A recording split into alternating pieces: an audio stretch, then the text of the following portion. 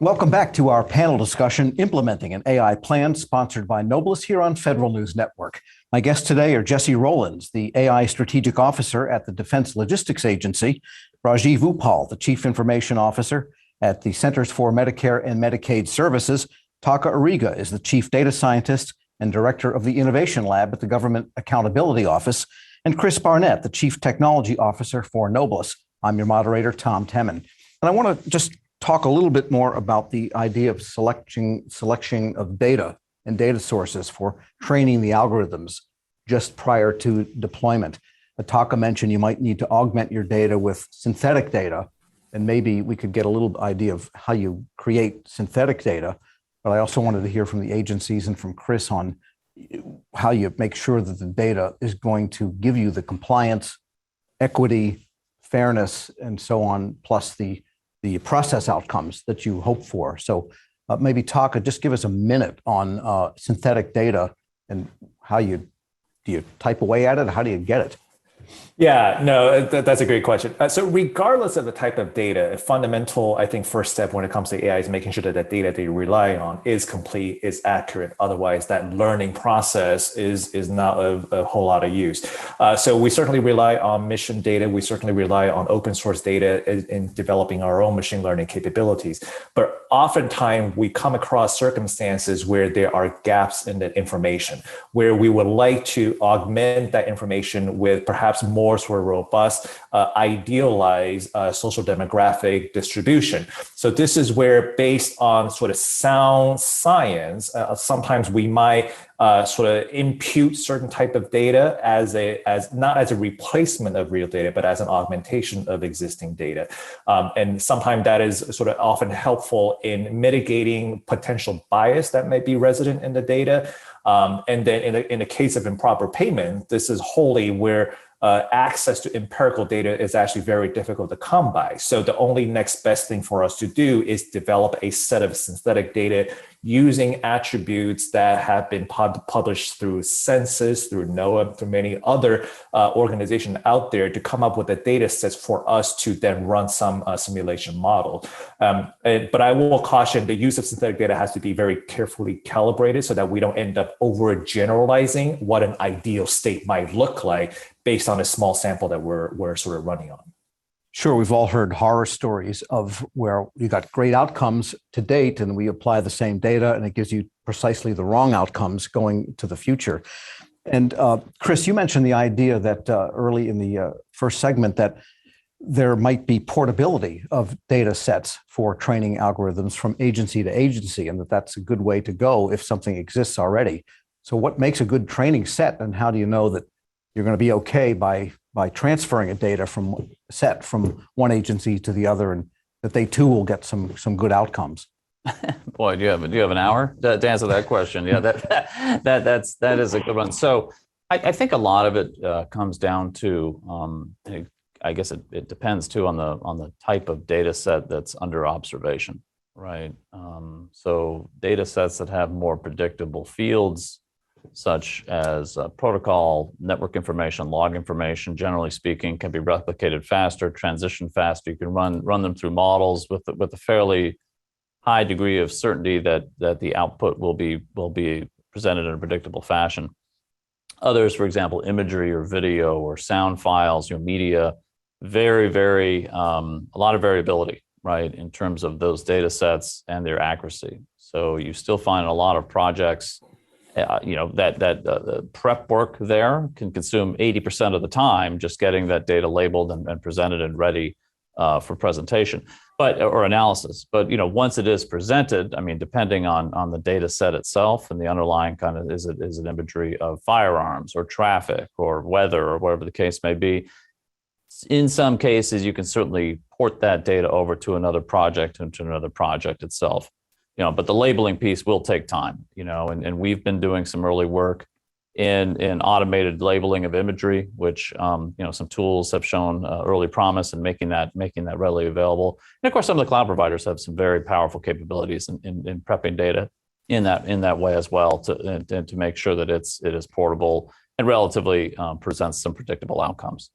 All right, and Rajiv, it's probably fair to say, and I'll ask this also to Jesse, that sometimes more data is not necessarily better, that you might need to subtract data. For example, in the famous case, it produced great salespeople for a company, but then it started producing the same thing over and over again, which was a lack of demographic diversity. So if you take out certain attributes from the database and leave others in, you might get more diversity because you have taken out something that was pulling the data in a certain direction. So how do you choose data sets, and how do you choose what's not going into the algorithm? That's a very good point, Tom. It's really important as part of making sure that you have the right kind of training data. This really kind of also boils down to the ethics, right? We have to make sure that we involve enough stakeholders so we can ask the question as to what kinds of data and attributes that we should be looking at, whether it's demographics, race, gender, all of the attributes, what are the things that we should look at, and then testing to see, do we have sufficient data for that represents all of those different attributes within our training set.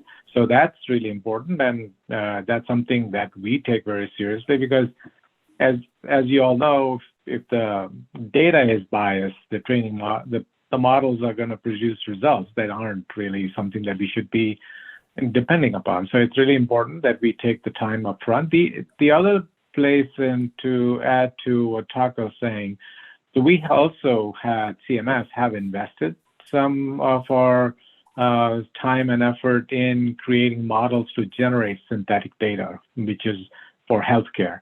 In addition, and there's not just for actually those synthetic data that we generated is more with the idea of, well, we need data to test our systems when we are in development environment, for example, and we really don't want to put production data like claims data and beneficiary data in our lower environment. So we're pushing hard to use synthetic data or using tokenization to tokenize the production data so you can never tell whose data it is, because PII and PHI is really important concerns. So these are some of the things that we've been trying to do to make sure that we, first of all, PII and PHI do not get exposed. So we make sure that the data is tokenized appropriately, and in cases where we don't have data, use models that can generate synthetic data. So that's sort of been where we've been spending our energies.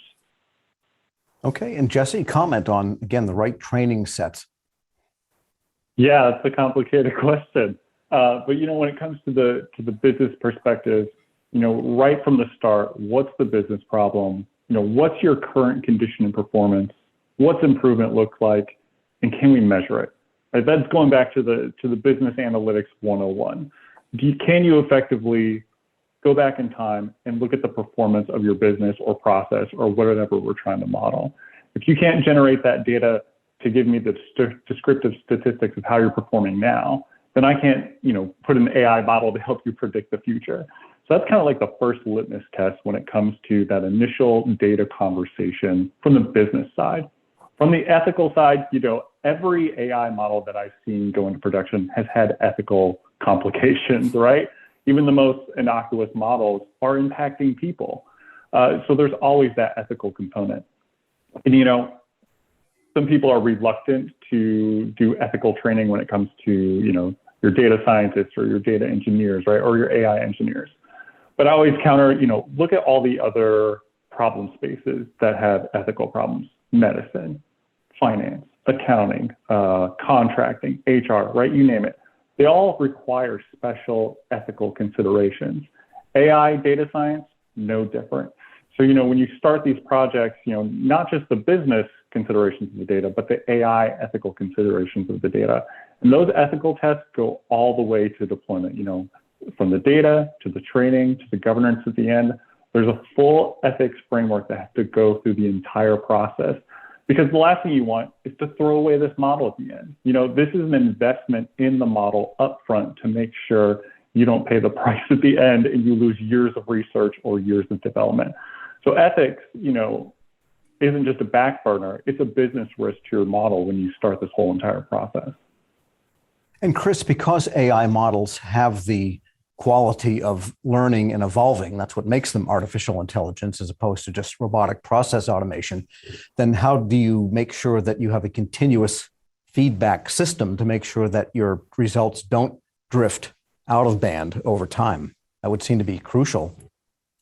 Yeah, there's a big, certainly thrust that we're seeing across federal space in explainability, really understanding how AI systems are reaching the conclusions that they are, and it's there's a lot of active research, certainly in academia there, a lot of models and algorithms that are under active investigation, it's interesting. There's another school of thought that's saying, we may never know, right? These systems are so complex, they're making decisions so rapidly, kind of like thinking, well, how do we know what decision I'm going to make or you're going to make?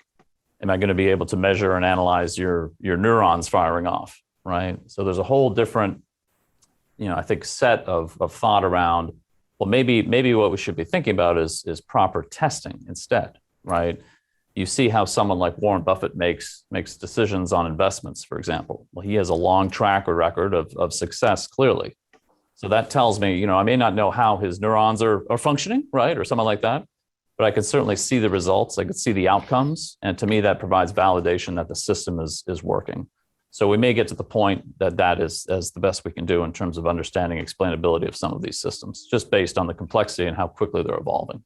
And Taka, I'll give you just 30 seconds to answer this final question. Is it also possible that over time, an AI system can give a different result than it did earlier on, but in fact, that later different result is actually closer to the truth? Yeah, and there are well-documented examples of that. When Microsoft implemented some chatbots, it actually learned from the worst of the internet, right? Because it deployed in such a great scale. So there's a delineation between the training model that we use to develop individual machine learning versus at a systemic level when we go into production. The results may look very different. And part of that is making sure that there's a continuous monitoring regime in place, both for the program side, but also for the oversight community as well. We can't just every 24 months decide to do an audit of an AI system. It needs to be some form of continuous auditing. All right. Well, you've all given us quite a bit to think about. I want to thank today's guests. Chris Barnett, he's the Chief Technology Officer at Noblus. Taka Ariga is the Chief Data Scientist and Director of the Innovation Lab at the Government Accountability Office.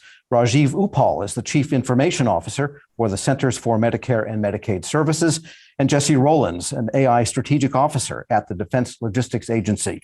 I'm Tom Temin. You've been listening to Federal News Network. For more on this discussion, please visit federalnewsnetwork.com and search Noblus.